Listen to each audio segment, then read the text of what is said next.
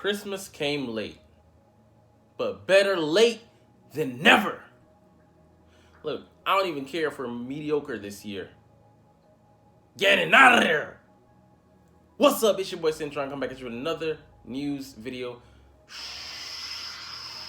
around the league. We're going to be touching on some Eagles issues and some with other teams and some intertwined as well. So first, let's get straight to business and look at our D coordinator and his shenanigans. So after going back on his word here, saying that he was going to stay in Philly, he was down for Philly forever, basically, the equivalent of what he was saying. Jonathan Gannon has accepted the head coaching position of the open position that the Arizona Cardinals had, and he's going to be their head coach and leave the defensive coordinator position at the Eagles open. And I'm happy. I'm happy he's getting the fuck up out of here, because that whack hack job that he did of coaching in the Super Bowl just was atrocious. You don't want to lose out on any opportunities you can, have to get to the Super Bowl. We actually got to the Super Bowl and we blew it. We blew it because of a fucking leaky defense. And yes, the players are playing, but I'll tell you this. If that was me in that game, I'm calling my own number. I'm mutinying and playing press man coverage on those receivers. The way they had them playing off, like those guys had corona or a pandemic they didn't want to catch, was just unspeakably horrific. I couldn't believe it. I'm just like, they didn't have Tyreek Hill. They had, Marquez Valdez Scantling. He wasn't even really, his number wasn't even really called like that. So there was really no downfield threat for us to fear. It just blew my mind. I'm like, I could see why people could say this is an inside job, or this is a proof of, being scripted, as far as like not every single play, but hey, you do this, you do that, you pull back here. I can understand. I'm not saying that that's the case, but I could understand that viewpoint. But that horribly atrocious job that Jonathan Gannon did, I did not want to see him come in. I always said it. He was going to cost us somewhere down the line, and it cost us in the biggest game of the year. Like, to get there and to play like that, to have them play like that, to coach them to play like that, was just unspeakable. It was unforgivable. Unforgivable. That's what makes the loss hard to deal with. Like, not that it made those guys look like frauds, and that you didn't call the game like you did in the playoffs up to that point. Like I said, you're going back to what you know, what you feel comfortable with, which is a passive zone defense that just gets you eaten alive. And yeah, I mean, it's I feel bad for the players that they were put in a position to play like that. Yeah, you can say the field conditions, that that's a whole other thing that caused some things, but issues. But when you don't, first of all, have a plan that's trustworthy, everything stems from that. So I'm happy he's taking the job. I don't give a fuck about the whole, like I said, Denard Wilson is a candidate currently on our staff to take his place, the defensive back coach, and he's loved. He's widely received, well received by the players. So if they promote from within, I'm fine with that. I prefer, this is from day one, I preferred Nick Sirianni to bring in a veteran coordinator, and a lot of new guys, they don't like that because of the influence and weight they might carry around the facility. Might usurp them, but who gives a fuck about your fucking ego? Bring in somebody competent and a defensive mastermind. I'll tell you this: Steve Spagnuolo made all the difference in that defense playing the way they did versus us, versus our inexperienced, egotistical D coordinator, who just was full of hot air, to be honest. But it's not just him. Shane Steichen, our offensive coordinator, has taken the Colts job. The Colts just seem to love our staff.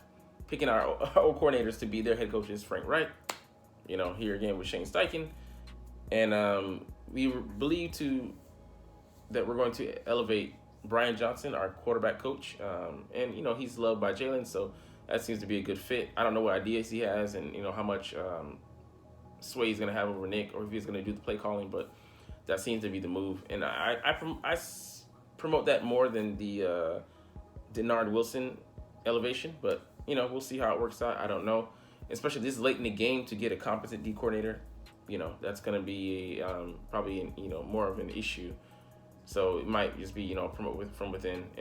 But I'll tell you this, they don't get this right. I mean, it literally cost us a Super Bowl not having a competent defensive coordinator. And don't go cheap. Why would you? I mean, why would you even risk that? Why would you even put yourself in that position? Egos, man. I'll tell you, they're a hell of a thing. Howie Roseman has one, and it served him more for the better than it's been a detraction from him. But these guys all have them, and I don't know. I just want to win. I just had the Al Davis mindset. I just want to win, baby. That's it. So whatever it takes, I have to take a backseat. I don't get. If I get these, I'm sure because there's countless Patriot staff that didn't have the influence that maybe perceived or real, but they went on to get 2-3 of these motherfuckers. I guarantee they don't give a fuck how they got them. They got them though. All right, let's get into the next thing because I'm already waxing too poetic about this. Juju Smith-Schuster talks on I almost said Valentine's Day. He sent out a tweet with James Bradbury's picture on it, saying, basically equivalent of, I love to hold you, on this special day. And it's just like, okay, yeah, it's funny. Even I laughed. I chuckled. Okay, cool. But it was just unprovoked. And what makes it even worse is that, bad look on Juju Smith-Schuster is that James Bradbury came out immediately after the game and said, that was me. He took accountability, no ducking, no dodging, no hiding. Said, I held. I hope that officials would have let it slide. I mean, like, dumb to say that, but, dumb reasoning. But, okay, kudos for you to come out, own that. Nobody, can make fun of you. Because that's why it doesn't even, like, if he was crying about it, it would be hilarious. But it actually has the opposite effect. It just makes Juju look bad. It reflects poorly on his character. And AJ Brown came in and defended James Bradbury, saying that you're a TikTok kid. Nobody. Yeah, it's what it is. Like these kids, his generation is completely different. He looks like an a-hole. And yeah, he's right. AJ Brown said that Mahomes basically resurrected your career. From you were just going to be a TikTok afterthought, basically. He's lucky to have been on that roster and got a ring. That could have been anybody. Now, I'm not saying that he doesn't have ability, but nobody's saying that, oh man, Juju was amazing. You were just on the roster, bro. Just being honest. Nothing really special about you. You're just right place, right time. And you're lucky that you stayed there for an extra year or whatever. I think when you could have left in free agency. So, your afterthought. Also ran a jag. Yeah. I mean, you got 900 yards because of Mahomes. You were cooked before you came there. I mean, so it reflects poorly on his character. Just a very small-minded person, who just it's not even petty. He went out of his way to try and assassinate this man, on the internet and make fun of him. I mean, cool, it's funny, and I mean, definitely the Chiefs faithful find it funny. I mean, I chuckled as a Philadelphia Eagles diehard, but it just looks bad, on you. It reflects poorly on you, your character, But I mean, that's to be expected, people like you. So, cool. I mean, I didn't take it hard, It's not a, but yeah, take that out. And he's backtracking, trying to how are you gonna play victim? After that, like it just, and that also like reflects, like it makes you look like a little bitch, you know. But if the shoe fits, wear it. You're gonna shoot you right out of here. I mean, who cares? Like, so like if the opportunity rises in the next season and he gets knocked out or something like that, I will be making a meme or I'll probably make a video. You know, who cares? As long as you don't die. All right. Anyways, on to the next issue. Jalen Hurts, man. And this is what makes you love that. I mean, that guy. Sorry, lost my composure there for a second. But Jalen Hurts not over the Super Bowl loss, so he has put contract talks on hold. Or he's just not. He said that he's not in the mind frame to think about it. I'm just like, let's fucking go, man. Like that's what you want. That's leadership. Like he's not even focused. He's still reflecting on the loss. Like you know there's gonna be some big anime character development with this MC. Like, man, he is so focused on winning. It's in his DNA. And he had two-parent household and a father who was his coach and just really real with him. And the pits of his his career, his life, his early career. He dealt with having to transfer from Alabama because he got replaced by Tua. This is just another moment in his life for him to work hard and put his nose to the grindstone and just work. I mean, shout outs to him. Like that's what you want out of your QB1, out of the leader of your team, your squad.